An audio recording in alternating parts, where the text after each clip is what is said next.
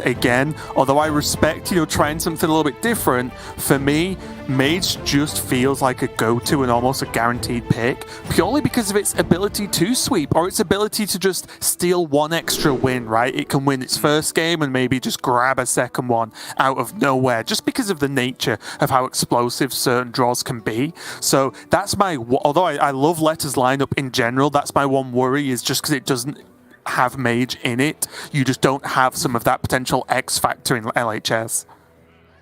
What do you think about this lineup? Well, it doesn't have Mage in it, therefore not a fan. I am a fan though. Maybe Clockwork Giants just outweigh not having Mage. I don't know. We'll have to see.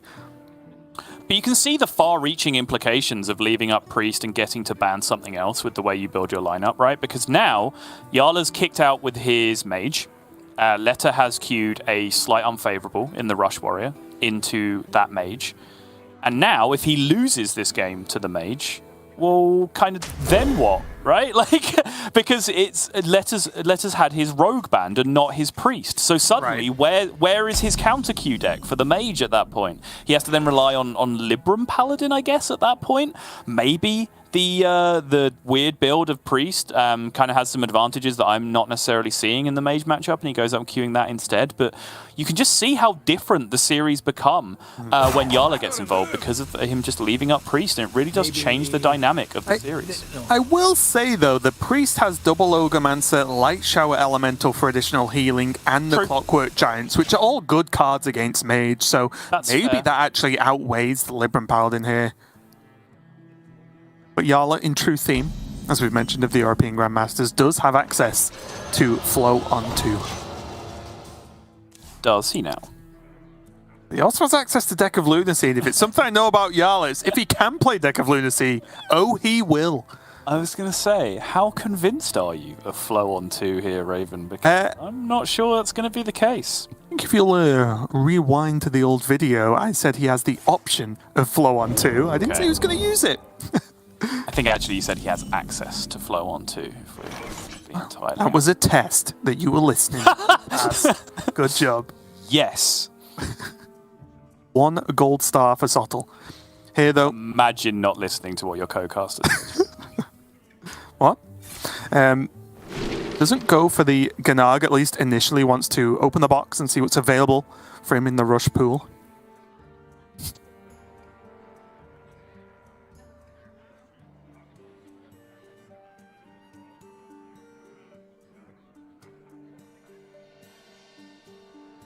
Kind of digging this 8 health on the Rusty Raider. Oh, really? Okay. I was thinking of Warsong Outrider because for some reason I'm feeling negative right now, and I'm thinking it could be a good way to answer a minion from Apex Blast. Okay. I can see that. And it's just that little bit cheaper, right? If the reduction sticks. Whoa, okay. Completely out of right field, I guess, since that was the one on the far right. But yeah, was not expecting that one to come down. Just checking if Leta's running N'Zoth in his Warrior. It would be a good pick if that was the case. He is not, but maybe he's just planning on having the option to hold on to that until he plays Watley. Really? Really? I'm honestly constantly so surprised by some of the sequences that Jarla plays out with this deck. Deliberately, with full knowledge, none of this was a top deck. He had all of the knowledge involved. He just played Flow on 2 and then coined Lunacy. This is just the deck he wanted. Very strange to me. He's just done the mental gymnastics and just been like, no, this option includes all the cards I want for this match. Yeah. Okay, no problem. Next. Yeah. Again, and I've tried to make this point before and failed, but I think we focus a little bit too much on what Incanter's Flow does with specific card pools, and just playing Incanter's Flow first means you cheat 1 less mana per card than Deck of Lunacy, just straight up, right? Pools aside. So you do have a slightly weaker deck in comparison to what your original deck was, which I think is the part that people forget to factor in. But yeah, obviously, Jarla clearly has something very deliberate in mind that he wants to do with this deck setup.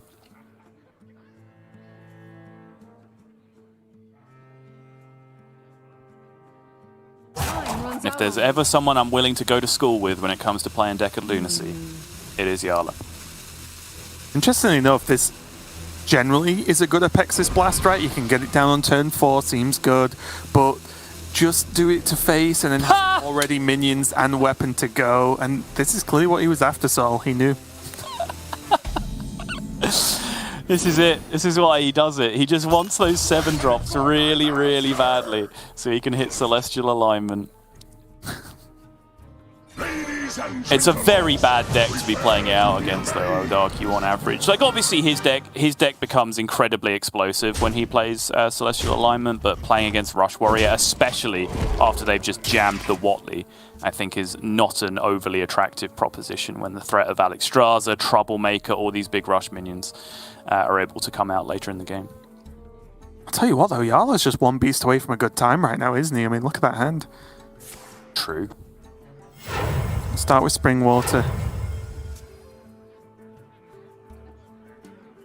Oh, I just want to see alignment.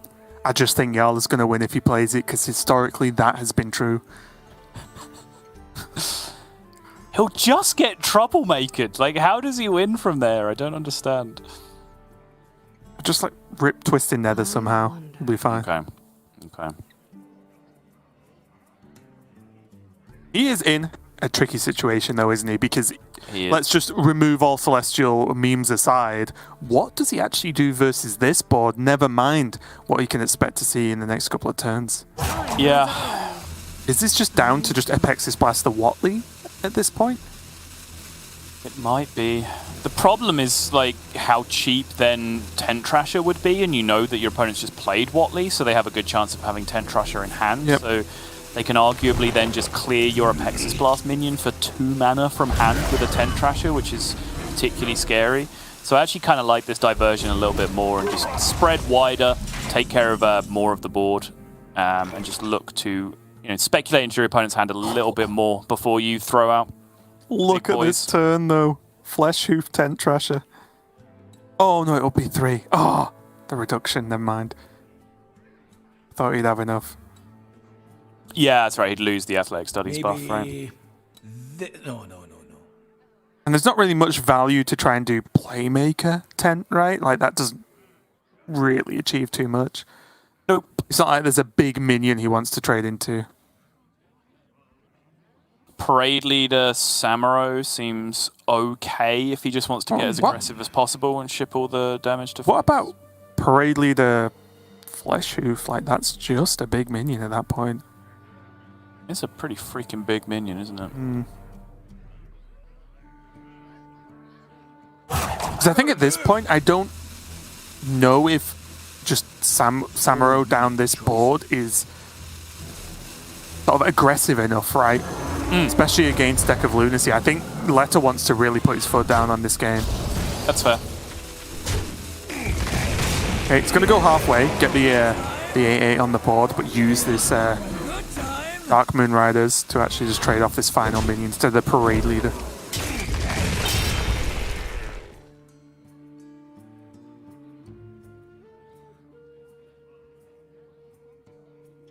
Initiation can get him the Fleet Hoof Pearl Tusk if he drops like a Dire Frenzy.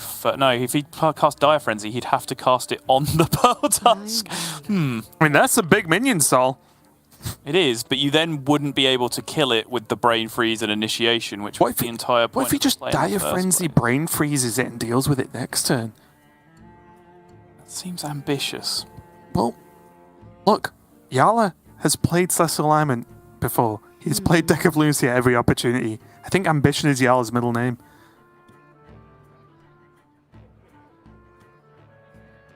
Like, what would... There'd be 11/11 4-mana Rush minions? 5. Oh, sorry, 5. Out on me. I wonder. Still. Point stands. I mean, they're pretty big. Okay, I mean, let's engage with this line of thinking. So if you just freeze it this turn, what's the plan for killing it next turn? I've not got that far. Well, then it's a problem, isn't it? If you're going to let me do a cool Dire Frenzy. It's not like I get to do it in Hunter anymore. Okay, fair enough. He's just going to get rid of the threat, though. Yeah, it was just such an awkward turn, right? Like, all he needed was something to combo Brain Freeze for 2 mana or less. And then he could just go something, Brain Freeze, Initiation, get a monstrous minion on his side of the board, trade off one more minion on the other side.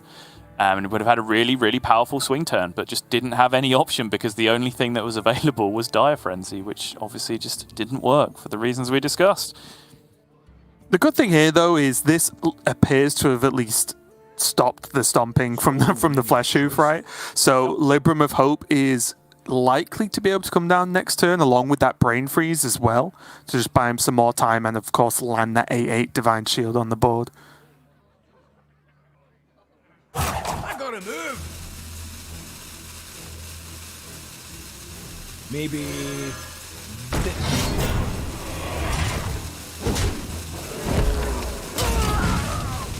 Leta just going with a slightly slower approach here, just going Ganaga armor up. Could have tried to sort of preload a Parade Leader or a Playmaker that turn instead. Devouring Plague lining up now. Jarla not really hitting the explosive plays that he needs, but again, it's kind of emblematic of the style of Lunacy deck he has, right? The one flow Lunacy deck generally doesn't do as explosive a thing as the full cost one.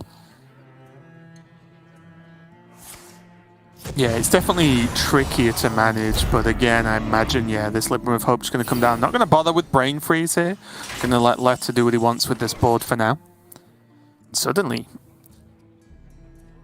with Parade Leader, he can probably get a lot done here in terms of just value, well, not value trading, but trading it down with from-hand minions instead of having to use his board. These old bones just keep Yes, we have talked about this before, but when you get to play Playmaker and Parade Leader in the same turn, it just does not matter what your opponent has on their board. It's dead.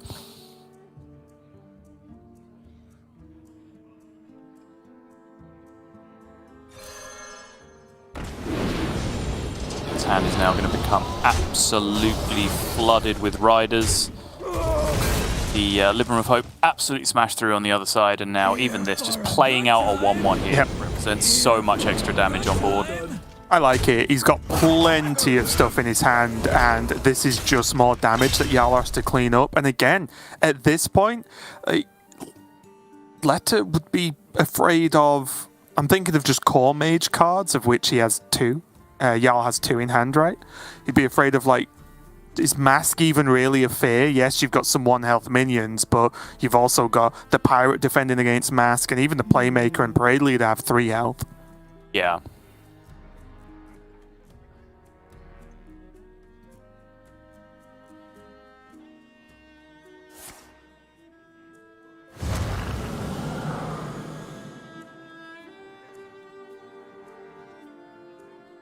Ice Barrier can buy some time here, I guess. Counterspell generally considered quite effective against Rush Warrior in particular, because there are very few spells they can use to test with. They want to be able to land a conditioning. However, I do think in the position that Jarla's in, he doesn't really have that luxury. He needs to be concerned with Ice Barrier first and foremost. And takes Rigged Fair Game, which is ambitious, but I like where his head's at, because right now he is very much suffering for card draw. Right. And also it's one of those things where, well, if he doesn't clear the board, he's going to lose. Yeah. So to win the game, he needs to clear the board, in which then Rigged helps him outright. So it makes sense.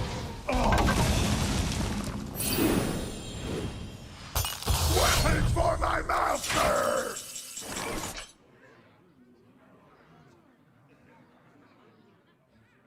Pretty nice, actually. If Leta can test the secret with a Darkmoon Rider and then just drop Troublemaker, right? Yeah, just check for Mirror Entity first. Yeah. It would be bizarre to pick Mirror Entity at this point as Jarla when you know that the hand is just full of Darkmoon Riders, but there's still no reason not to test for it, right, with the hand that you have. Yep, just even if this 1/1 achieves nothing for the rest of the game, it has done a decent job. It can go home happy. There's the test for Oasis ally. You see Leta furrows his brow, a little bit confused as to what's going on now. I gotta move. You're in my school now! Job done.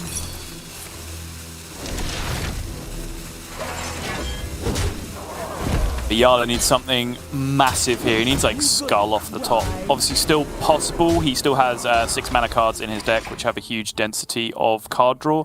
They have just come from his 4 mana cards originally, as opposed to his 3 mana cards originally. Okay, Chaos Nova. It's not enough, but it's something. Yep. Yeah, worth knowing as well, with like a conventional build, you still have just as much card draw on average when we're just factoring in the 6-drops when you do it this way, because the standard Mage deck starts with 4 mana cards in their deck now, right? 2 Ring Tosses, 2 Fireballs, and then most also have 4 3 mana cards, right? 2 Arcane Intellects and 2 Combustions. So those are the cards that can potentially be your 6-drops, whether you play one Incanter's Flow first or not. So you just have the same amount of, potential nourishes, Skull of Gul'dan, Hand of Gul'dan, all that good stuff. So even though I would argue that Jarla has deliberately made his deck a little bit less impactful, he is still entitled to draw just as much card draw as usual with the way that he's done it, and has just kind of whiffed on that so far.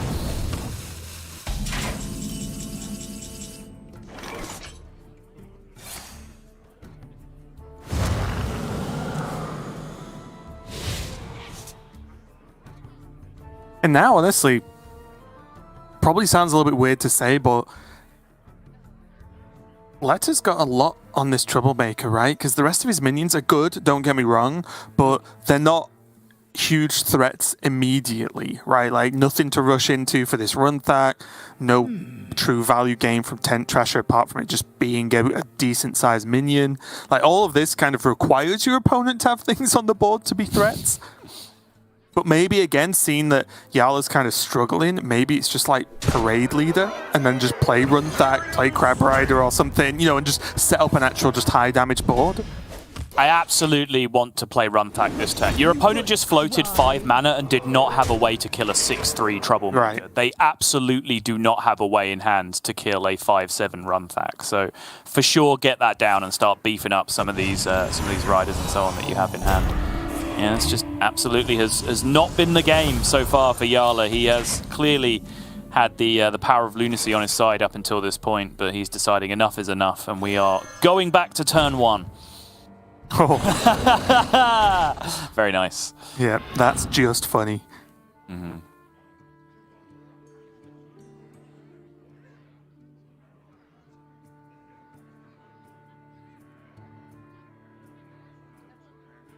Do you think he can just face tank this? I think the fear, and this is a very niche fear, and I think it's what Leta is considering, is if he doesn't have the weapon anymore, say that there is a top deck Twisting Nether or some nonsense here from Jarla, right? Then there's not necessarily any... Oh, never mind, it's just lethal. It's lethal, Forget all of that. Face tanking it is good. Okay. Yeah, it turns out face tanking it was correct as Leta wins the game there against Jarla. A few things to think about, but he did get through it in the end. And wow, that was just an uphill climb there for Jarla that just never really paid off with that lunacy. And again, I'm not saying, oh, he shouldn't have played lunacy, blah, blah. Of course, we've seen him do great things with that card, and the card is strong. But it just didn't really come together that game, right? And Leta it felt like he was just ahead throughout pretty much most of the game. Yeah, and right up until the point it twigged that was lethal, I was going to make the point that I actually felt like holding on to the time vortex that you throw into the middle of your Hearthstone broadcast. Holding on to the Fiery War Axe was very important, because if he was to use the War Axe there, chew through, and then say like Twisting Nether or something comes off the top, he then wouldn't be able to defend Rigged Fair Game anymore, right? Because all of his minions just have Rush and he can't necessarily go face, and suddenly 3 card draws might have got Jarla back into that. But yeah, I wasn't accounting for the fact that trading inefficiently was better because they were both Rush minions, right? I was looking at trading 3 and then 5 into the 8/8, but instead obviously just using the 2 Rush minions to overtrade it ended up being better. But from Jarla's perspective, yeah, I still have questions, and he has done this in the past, and I've still never got to the bottom of it, where he very, very deliberately chooses to go with what I would call the weaker deck of Lunacy deck by playing Incanter's Flow first. In situations where it's not very specifically like Face Hunter, right? Weapon Rogue. Situations where you very clearly want 3 or 4 Libram of Hopes in your deck, which is the 1/9 mana spell that you can manipulate. Overall, I think that version of the deck is weaker, and I've now seen a couple of spots where Jarla has chosen to go for it deliberately. Usually, he gets rewarded for it, so I've never really questioned it too much. But so now in the worlds of results-oriented caster thinking, I now get to pile on the pressure, as he did look like his deck was a little bit of a damp squib there with the discount coming first. And now with Leta being on his Rush Warrior once again, of course, it means Jarla's got a choice between his Control Priest or his Weapon Rogue. And it looks like, I was going to ask you, what would you favor here with the Control Priest or Rogue in this scenario? But already looks like those questions have been answered, as Jarla is going to be on this Priest. Yeah, this is a very good matchup for the Priest in the way that the Warrior has panned out. These days, it's a very strong matchup because the Warrior's been slimmed down to the point where they really don't get through that much of their deck, right? There's Watley, which is a very good card engine, but outside of that, they really don't draw that many cards. So if you can beat their one hand and then their one big refill with like bumper cards or whatever, and then their one big conditioning, they kind of just run out of stuff and flail around helplessly. Whereas very early on in the meta, I think before No Hands Gamer got his hand on Rush Warrior, the original iterations of Rush Warrior were playing like Outrider's Axe, for example, which was suddenly 2 copies of Outrider's Axe was drawing you 6 extra cards over the course of the game, and that was just, you know, whole extra conditioning that you could get hold of, even more minions in hand to buff up with that conditioning, and that made greedy matchups like Priest very different. But now this slimmed down version, very happy being the Priest, I think. Okay, we'll see if it pays off here. And yeah, so this is where it's tricky, right? Because let's just live in the world where Jarla wins with Priest. Then Leta probably just queues his Priest? Or do you think the Paladin would be a better matchup? I don't even know. We could talk about that later. The plays have already started. I'll be honest. I thought they were going to take longer to start. So here we go. Jarla on the top with Priest and Leta on this Warrior once again. Not a bad start for Jarla, actually, at least in terms of just having proactive things to do. Yeah, snap pick on the Rakara there for Leta. Nice, honestly, just to have a playable minion this turn because he has not really got off to the ideal start here. Jarla just picking up those chunky mid-range dragons already with the Onyx Mage Scribes, which I think are pretty much ideal here. Now, personally, I'm of the opinion that, you know, this matchup kind of sucks and you should just try and do scammy things like landing a Rakara on the board. But obviously it does get answered very cleanly straight up by Holy Smite if it's to come down on the other side. So it is a big risk, and he can even choose to hold on for a long term, just drop the conditioning here, and then just cheat out a Runthack instead in the early game by using the Athletic Studies buff long term to land that minion instead. But personally, I've had a little bit of success with just trying to cheat out Rakara and just kind of running away with the game early on against Priest. And Jarla is only running one Holy Smite in his list, right? So it's about as good as it's going to get in terms of you getting away with it. Right. Oh no, that's a minion you play on curve. Maybe not in this matchup, but it is a minion that we've seen work wonders. What was it yesterday in the last match when ETC just sat on the board all game and just dealt 1 billion damage? Yeah, it just got played on turn 2 and just pushed like 20 by the end of the game. It's kind of ridiculous. They're choosing to go with this 1-2 curve now. By dropping the conditioning, he does pull the Rakara outside of the range of that 1 Holy Smite in Jarla's deck, but it does slow him down by a turn. He's also going to need his deck to be a little bit kind to him here, because he currently does not have a particularly impressive follow-up to this turn.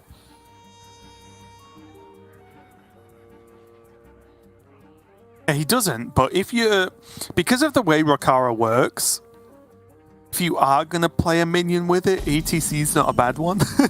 Yeah, due to Hysteria, I mean, that's also a good one.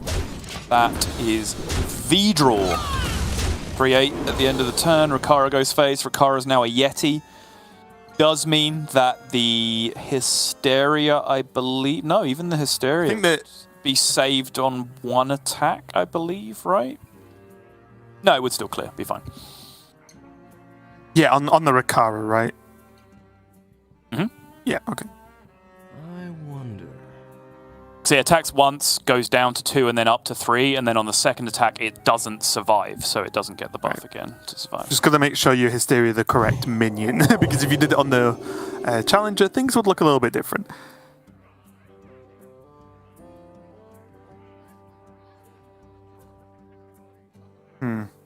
Is the kind of start that can run away with it, though. Jarla's hand very minion heavy, very removal light right now.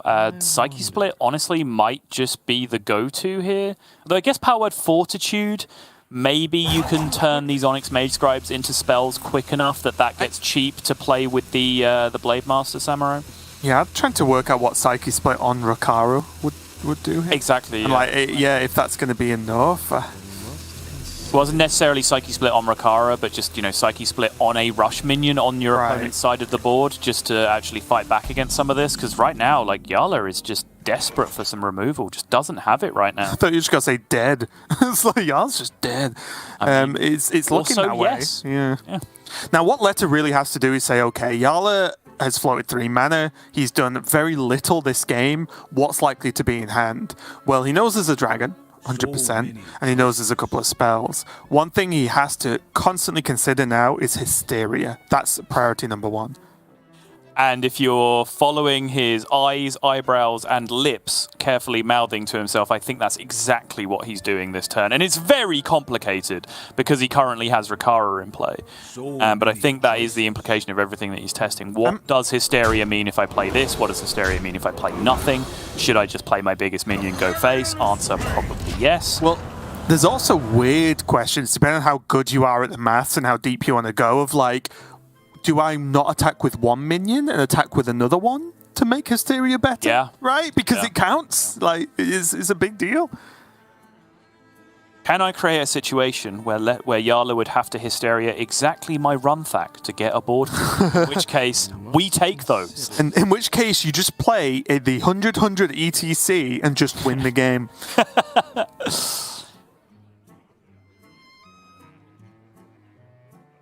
What does he even do? It's such a janky hand, right? No Xyrella, which would just pair so perfectly with the Desperate Prayer. He's still a little bit away from the Samuro and Apotheosis combination. He didn't pick up the additional buff to go alongside that. So even then, a 3-attack Samuro is actually just barely putting a dent in this board.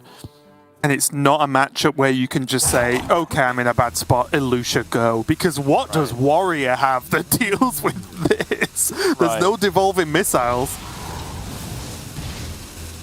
Oh, and this just doesn't kill anything. It just doesn't kill anything at all, no. It's just...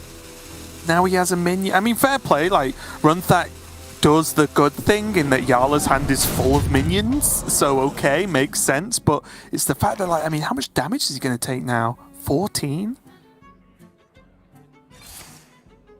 So he can do 18 this turn? Yep, 2 of these are additional rush minions in play. That's a bumper car as well. Oh, this is so much damage stacked up over the next 2 turns now with ETC and bumper car. We are a playmaker away from a good time, Raven. Well, even now he can do 20, right? Because he can actually trade the bumper car off and then play a 1 cost with the ETC. True, yeah. And then 14 more goes face, and you get 4 more extra. It's actually 22, is it not? Oh, is it? So hang on, so. 14. 14 plus 4 from 18. the minions that you have, and then plus 4 more from 2 more rush minions. 22, I think it's 1 off. I gotta move.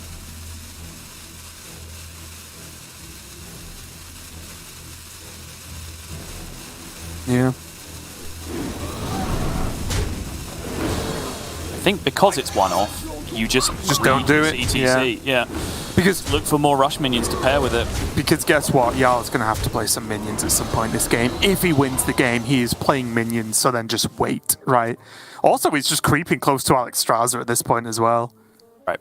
There's Hysteria. Jarla, close your eyes, pick one, go. All right. Okay, so realistically, the only big target that you can point it at is the middle Warmaul challenger, right? You cannot point it at the Runthack. That has to be absurd. Well, I guess my next question is Blade Master coin Apotheosis just correct? But even then, it clears 3 minions and it leaves the 5/10 and the 6/10 still up in play. Everything sucks.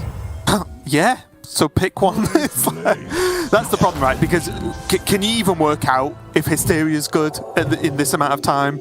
Right. Like, if it was me, and I'm a lot worse than Jarla at this game, of course, I would just make this play and say, this heals for 1 billion, reduces the board back down to just a couple of minions, which makes Hysteria maths easier next turn. Yes, and then my Hysteria gets good on the following turns. Exactly. Must consider. Oh, yeah? Wait, what? I guess he heals so much that he just leaves an extra minion up.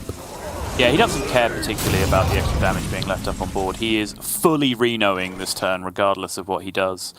So I think he just wants to leave, cut into the problematic minion right now, because it's still quite difficult for that thing to be dealt with on the following turn.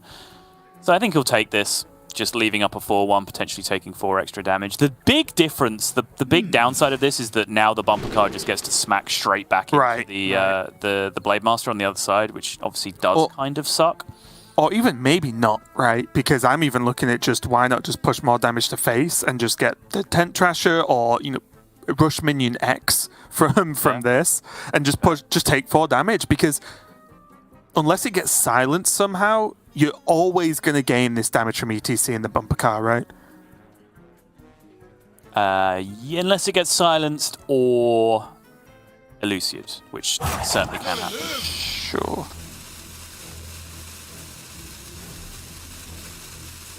Maybe. But if you trade it, it could get elucidated with ETC, right?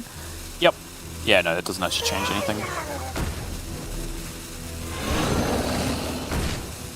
Yeah, I like this. Just push max damage. Because he's also sitting on Alexstrasza, right? There's ETC potential next turn, then Alexstrasza to follow up with. It's just relentless damage. And I think Jarla's already shown Leta that he doesn't have smooth ways to clear up these awkward boards. Yeah. There is an additional level of complication that you have to factor in, though, because, he picked up Fishy Flyer here instead, which kind of served the same purpose. But by trading the bumper card first, you then get 2 2/2s in your hand as opposed to 2 1/1s, which allows you to put on pressure over time with slightly bigger minions.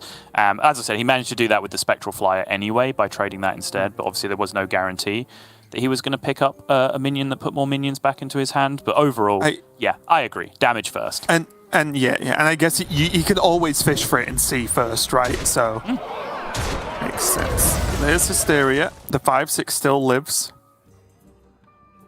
And weirdly enough, is there a world in which Jarla really just doesn't play minions for a while and just tries to get to Yogg? Yes, I think it's a very realistic world. I don't know how much Jarla smells ETC right now, but Leta kind of has the classic endgame now for Rush Warrior, where it's rationing out the damage between Alexstrasza and the ETC and any potential Sword Eaters that he now draws from the remainder of his deck. So it would not surprise me. Jarla... Ooh, okay, interesting. Well, would you like an Onyx Mage Scribe?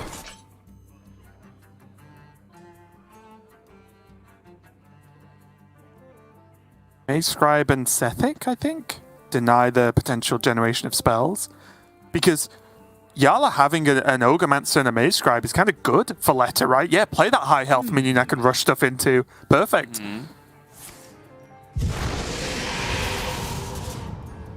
Oh, I was just going to say, he could just get more rush minions.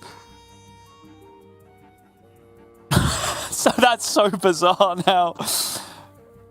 Obviously, the Runthak is going to be buffing all these minions and then handing them back to Jarla, but I think the minions are just still too slow from Jarla's perspective, so I kind of like it. Like, obviously, the Rakara is pure upside now for Jarla, but he wants Rush minions to deal with the Elucia, so he can just smash face again with the Warmaul Challenger, right? So I'm kind of into it, even though it gives hand buffs over to Jarla in this spot. What if he just uses Warmaul to kill the 2/4? He doesn't attack. He's going to leave Runthak. Okay. Ah. Fine. Now Runthak can be played for 5 mana and trade into the Rakara on the other side. Oh, and Apotheosis was picked up! That is the dream draw for Jarla. Otherwise, he was still really suffering. I guess this Ogremancer shows up some level of defense to the one thing that Leta's worried about which is spells. So I don't mind the pick. Can still go Runthak into the Rakara, then Apotheosis, then trade into the Taunt. I think he needs to, right? I guess this way does heal for all. Yeah, you just do it in this order, then trade into the Taunt, then trade into the Rakara. That makes sense. And this was needed, right? Because I think this is the reasoning behind the way that Leta played this out, is that he knew if he gave this hand back to Jarla, and Jarla did the expected play based on what he was handing back, then Leta just has Alexstrasza to deal 18. And Jarla needed that Apotheosis on the follow-up to be able to deal with this. And even this, right, as a worst-case scenario, Alexstrasza, the Apotheosis minion, now there's just an 11/11 on board, as well as an Ogremancer, and ETC plus multiple rush minions is still in hand to do that final extra push. Yeah, this was smart. And the more I look at it, the more and more clutch this Ogremancer is becoming. And I think I would have been baited by the Runthak, personally.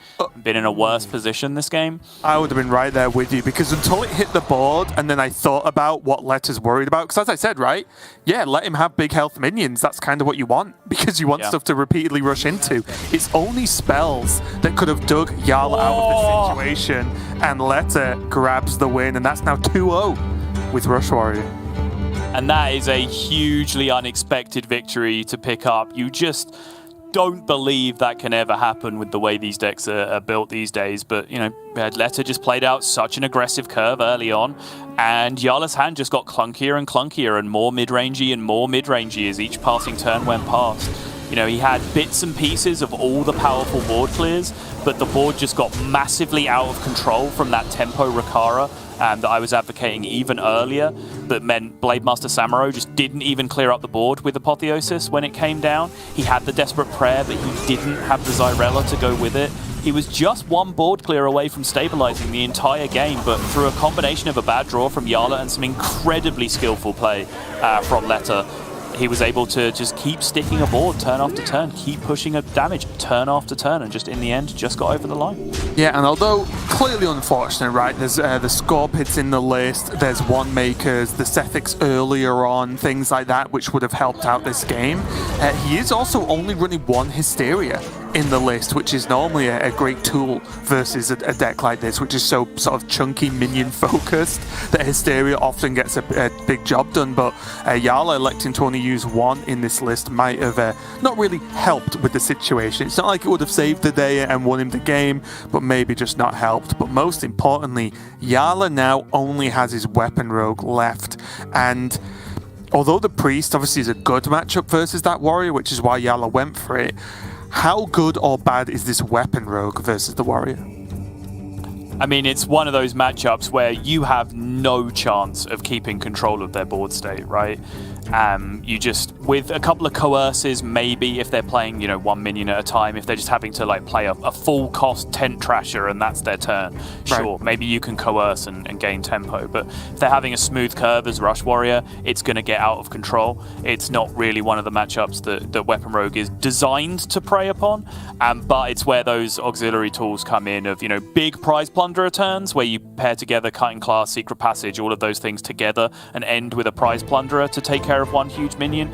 And then when you finally get to the point where you can't do any of that anymore, that's where Cloak of Shadows becomes you know, crucial to the way the game goes, because up until a point you can sort of stay in the game by, if you get Shank early, which Jarla absolutely has here, if you put Paralytic Poison on it, which I'm sure he'll be trying to do as soon as possible, you can stay in the game for quite a long time. But at some point, regardless of how long that goes on for, you have to just flip the switch and start going face, right? And that's when suddenly Cloak of Shadows becomes very clutch.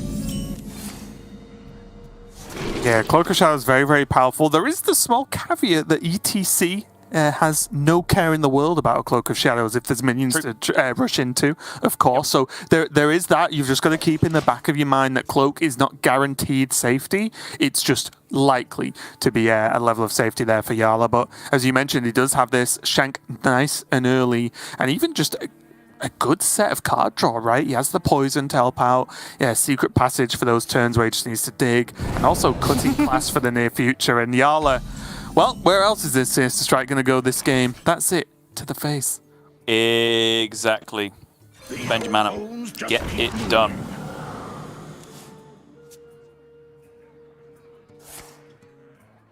And here we go.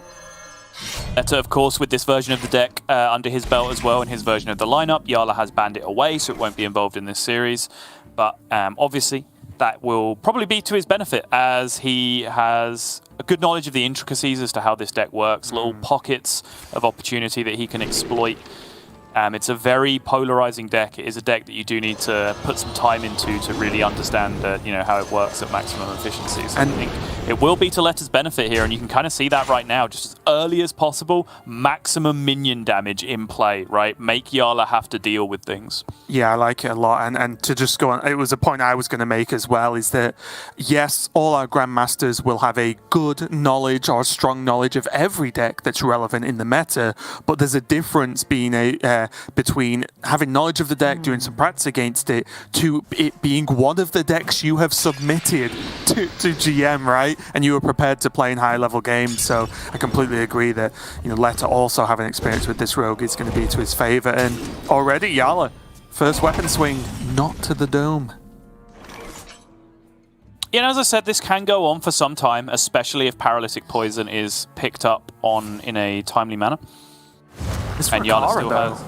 Yeah, Jarla still has plenty of tools to be able to do that, but the pressure is coming so thick and so fast that this is what I was saying, right? Like, you just can't keep control of this. Dealing with one minion per turn with your weapon or with Coerce, it's just not good enough if they get a smooth curve. Yeah. So suddenly, already we're on turn 4, and already it seems like some kind of Cloak of Shadows scam is going to be the only realistic route out of this game for Jarla. And I think it's important to note as well that, yes, this board is a lot of damage and very scary, but the 1/1s from these minions will be scary too, right? Because, again, Jarla doesn't have great ways of just pinging off 1/1s in the deck, right? It doesn't really exist. So it's one of the matchups similar to how Face Hunter can play out sometimes, where these 1/1s are just hard to deal with, and that damage really does start to rack up over time. Jarla just digging. But what is he looking for at this point, Sol? What are the cards? Is it just Plunderer? Plunderer, yes. Also, if he's prepping the Cutting class to only save 1 mana, I guess he was considering what Coerce looked like off that draw as well, just so he still had 3 mana available. But even then, you could still Cutting class and still save 2 mana on the Coerce after the fact. So, interesting choice to prep the Cutting class in that position. But if he doesn't pick up exactly Prize Plunderer from this swindle, I think this could spell disaster sooner rather than later for Jarla. But there it is. Hey, that's something. Gets rid of 1. Gets rid of 2. But again, it's cost Jarla not only a lot of his card draw, a lot of defensive measures, but time, right? Because although you can say, well, he will die slower, but he isn't killing Leta any faster, right? Oh, that's disgusting. Okay, this could matter. It still could not, even though there's a lot of damage being pushed here and there's double Cloak of Shadows in hand. Because remember, there still needs to be rush minions that can attack. And yes, if there's rush minions already in play, you'd think, well, those can attack. Well, not if the face has stealth, right? They're still not able to attack. There needs to be minions in play if the ETC is going to be relevant. And I think Jarla will be planning around this. Even if he wanted to play minions, he really doesn't have that many in his deck to be able to play out. And they're all pathetic little 2/1s and 2/2s anyway. So even though the ETC might be able to add a little bit of damage, you overestimate very quickly how relevant it ends up being. I just really like your phrase if the face have stealth. It's like when you play hide and seek with a child and you can just see them, but they're covering their eyes. And it's like, no, you can't see me. I'm hidden. If I can't see you, it's like, that's what I imagine now Jarla's going to do. Cloak of Shadows. And it's just it's a handkerchief over his face. And it's like, you're right there. I can see it. No, you can't. It's just the new way of describing how children don't have object permanence anymore. Their face just have stealth. And then they disappear. Okay, that's removal. Again, I'm actually a little bit surprised Jarla didn't... Well, it's tough, right? I was surprised Jarla didn't Cloak that turn, but also, if it's just the same problem but next turn, then why Cloak? It's like the Ice Block scenarios, right, of old. If you play Ice Block just to get it procced and you're in the same spot the turn after, then how much difference does it make? Right.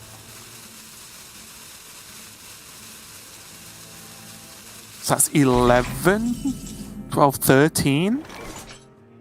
is maximum this turn? 4, 7, 9. I'm only getting 11. Where are you getting 13 from? He can rush the Darkmane Rider into the 2-1, right? Oh right, yeah. Sorry. In my head, I thought like Crab Rider had also lost Rush this. Yeah, time. I was like, wait. I yeah. thought the same, and I was like, wait, is it Wind Fury and Rush? Like, It is a Rush minion that gains Battle Cry. Yes. Gains Battle Cry Wind Fury. So, Yeah. yeah. Which is important in this exact scenario. For a good time. But again, Leta just going wide. Good time.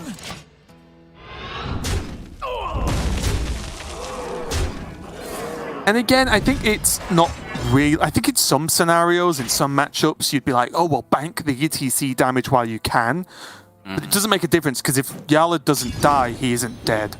And then he can just do it the turn after. There's no extra way for Leta to deal face damage with, say, a Mask of Cthulhu like Mage does, right?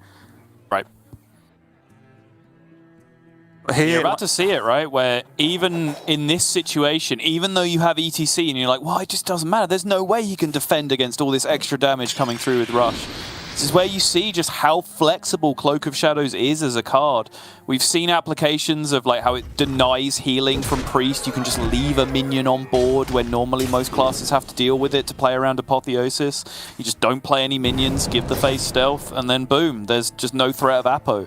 And now here you see exactly the same thing. Even though all Leta needs is just some Rush minions to be able to come through. It's just not good enough in this spot. yeah, he's going to lose, right? Mm-hmm. What an insane game to lose. You know what I mean, though, right? It just doesn't... I'm just having memories of Ice Block. It's like, no, I put you to 0. Let me do it. I have the damage. Yep. As long as Jarla doesn't play a minion, which I am pretty sure he will not do. Yeah. But even then, he can play a minion, right? Because all a minion offers up is 4 damage to the opponent. So if it really got desperate and he really needed like an extra Sinister Strike or something, he could play a Wandmaker if he wanted to. Oh, sure. I was wondering why he said 4 such- damage when I'm sat staring at Manquick, and I'm like, But yes, with the Wandmakers, of course. Mm-hmm. And... Yep, Cloak of Shadows doing its thing, and there's the concede from Leta. It looked like such a strong opening, but when you can just tell your opponent they're not allowed to hit you in the face for 5 minutes, that's what can happen. I think Jarla did a really good job there. Like I said earlier, there were moments where you could have made an argument for Cloak of Shadows if you were going to be at least adventurous with what your next draws were going to be, but Jarla held on to them till literally the last minute, and it saved the day. Yeah, and again, when I talk about how you do need to put some time into this deck to really understand it, you know, I do stand by that, because I think a lot of people might look at that situation and think, you know, I can't afford to spend another turn like going Secret Passage, Coerce, hit a minion, right? I have to start hitting face or I'm going to run out of time. Jarla recognizes that if you're playing 2 Cloak of Shadows, you have 3 turns on either side of those 2 Cloak of Shadows to be able to deal damage. If you can't deal 30 damage in 3 turns with this deck, you're doing it wrong. Like, those are the only 3 turns you really need to be concerned about whatsoever. And I think you saw it perfectly. Jarla just didn't really care about dealing damage. He ripped a Sinister Strike on 1 because he didn't have anything better to do. Then outside of that, basically all the face damage he did was either side of those 2 Cloak of Shadows turns, which gave him every single point of damage that he needed. Yep, and it looks like Leta is choosing to go for his Paladin as the answer to this weapon rogue, and if that doesn't work out, then he's going to have to rely on that Priest, and I'll tell you, the Priest matchup probably isn't what he's after, even with some more defensive tools that he does have access to, so going to be reliant on this Paladin. And is there anything that sticks out in your experience with weapon rogue that the Paladin can do very well here that stops weapon rogue having a good time? Well, obviously, there's one particular card sat right at the very top of that deck list. Yeah, Underlight Angling Rock. What a card. Yeah, obviously the Libram of Hopes are huge. But it's one of those things where I think, you know, Weapon Rogue evolved over time. I think early on, the Cloak of Shadows Coerce build was not really the most common build being played. And so something like Libram of Hope could just be a game-ending roadblock to what Weapon Rogue tries to do.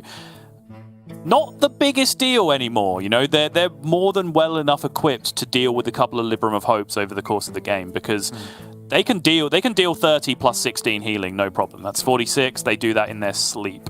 And then if they can pick up those 2 coerces to then deal with the actual taunts as well in a timely fashion, absolutely no problem. The big deal is when you actually get smooth curve of discounts, right? So you get multiple discounts in the early game, and then you play 4 Libram of Hopes over the course of the game. That's when it becomes difficult. However, that doesn't happen very often, because we've seen so many times Weapon Rogue just draws their deck by 9 mana. And Libram Paladin, if there's one thing it doesn't do particularly well, it's draw cards. Yeah. So they're probably only going to get to play with 12 to 14 of the cards in their deck by the time Jarla is decked out. You are not favoured to be able to play 4 Libram of Hopes at that point. And I will say, Underlight Angling Rod could be the secret god tech. And this isn't even a joke, because there is the Murloc that deals 1 damage to all enemies for each Murloc you play afterwards, right? That will go through Cloak of Shadows. All right, I like where your head's at. We're Tell getting me I'm wrong, creative. Sol. Tell me I I'm like wrong. to see. You love to see it.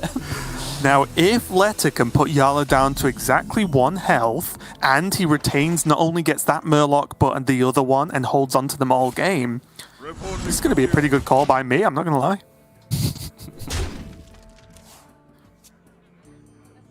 You know, Leta, although off to as good a start as you could want, I guess a Libram would be, a Libram of Wisdom would be the better option here. And Jarla currently not having access to a Shank means that he's going to have to do it the Leta way, at least for now.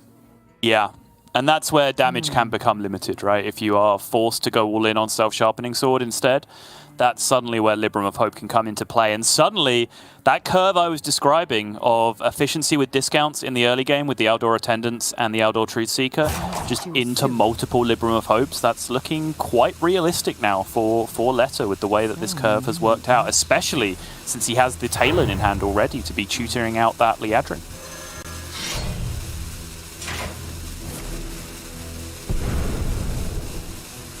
I think Silverleaf? Yeah, okay. Makes sense. It's one of the most expendable poisons in the deck, I would say. Obviously, even the poisons that don't add damage do add damage to a Shank, because they add an entire extra charge. So, you know, however much attack your Shank has, it technically adds that much damage. But Silverleaf, I think, is the most expendable one that you can choose to use on a Self-Sharpening Sword, or even just a regular Rogue Dagger sometimes, just to really force through that card draw, try and find yourself a Shank as quickly as possible. Sounds like some deep, meaningful quote. Sometimes the poisons that do no damage deal the most damage. It's inspirational Facebook quote. Sometimes the words that feel like they deal the least damage deal the most damage. There you go. Yeah. You know, Jarla with the yoink. And none of these really jump out. Like, is this just Fire Blast because it's the most flexible one at this point? Probably. They're all kind of meh, aren't they? And by meh, I mean none of them are Hunter Hero power.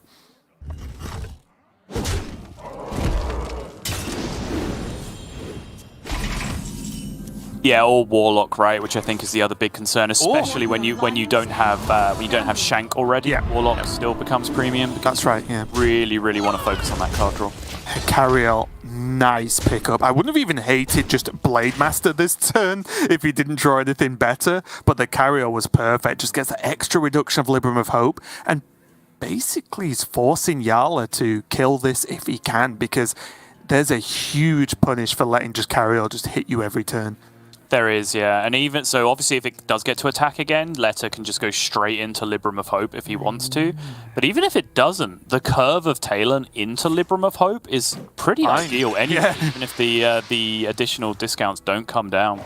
Yeah, Cariel's just like a great bonus potential right now, isn't it? As opposed to just having a guaranteed curve. It's got that potential extra. But Prize Plunder is picked up here from Jarla. Which means he can get rid of the Cariel if he wants to. I imagine he does want to. Yeah, Prize Plunderer and Paralytic Poison picked up by Jarla. Sorry, Derek made that exact same joke in top 5 like 4 weeks ago, just with different alliteration. I feel like Derek's was better. I mean, probably. It was the pause. Give me that. Not what I want. Jarla not play cutting class that turn? He did not play cutting class that turn. I guess he doesn't have to. There's no weapon removal unless I'm being blind in Leta's deck, so it's not like he's not going to be able to cutting class next turn. Exactly. And then, so he has cutting class next turn as like a combo activator for Coerce. If it draws Coerce, it's also just then another card on like Prize Plunderer chain if he goes for a Prize Plunderer again. So, please stop laughing at my inability to say words look, for some reason. I am being attacked right now, Raven, okay? Look, you're normally quite good at that talky talk thing, right? I know. But I don't know what's happened to me today. You're pretty bad. So today's the one day probably this year that I just am going to laugh at you because it doesn't happen often. It's a compliment. Today. I might just be having a stroke, Raven. You ever think about that? Well, don't joke about that. I hope not. I don't want to cast this on my own.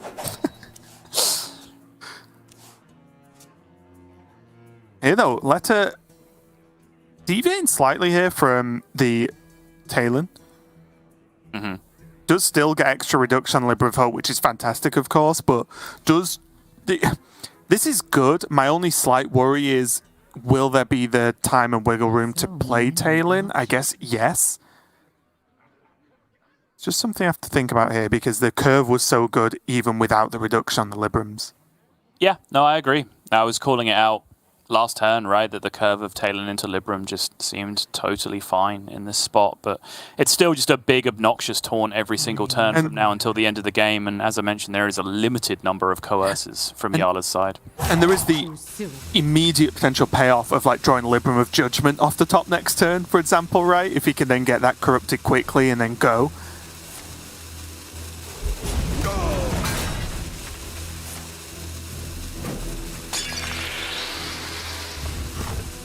Well, this is just 9 damage to the face. Mm-hmm. Also just the end of the weapon, though, which is a pretty big deal, because it means if that was a shank that was still trucking along for Jarla, then Libram of Hope could come down here, and Jarla could respond quite comfortably, right? With like Secret Passage, pick up the other Coerce, and still have that weapon swing to go face after the fact. But now, even if Secret Passage into Coerce is found, where's the damage coming from? And Leta just seeing a Coerce, now goes Libram of Hope, pushes extra damage with the Hand of a Doll, and that's Oh My Yogg to, yes, it's not like the craziest deck to play Oh My Yogg against, but it does have some level of disruption, and at this point, Leta will take it, right? Because he is now on the home stretch of this game and this series. There is a Wicked Stab, though. That's damage over the top, and Leta does need multiple turns from this point to be able to set up a second Libram of Hope. He does need to play the Talon, have the Talon die, pick up a Liadrin, play the Liadrin, play the Hope. That takes 3 turns at a minimum from this position. And of course, the Hope isn't as reduced as the one he just played, right? Because that had a carry-over reduction. But this is one of those downsides that we mentioned of not playing Talon initially, is that now there's just almost an infinity amount of time added to that plan, right? Mm-hmm. But back in the original hand for Jarla, I believe there is just one more Wicked Stab, so he is still short on terms of damage. Even if he like plays Mankrik Wicked Stab here, even then with the Mankrik getting wife off the top and then getting that 3 damage to face, he's still short of damage and still needs help from the rest of his deck. Namely, that Wandmaker. Oh! Insane! And look at Leta's response. His response was pretty much our response.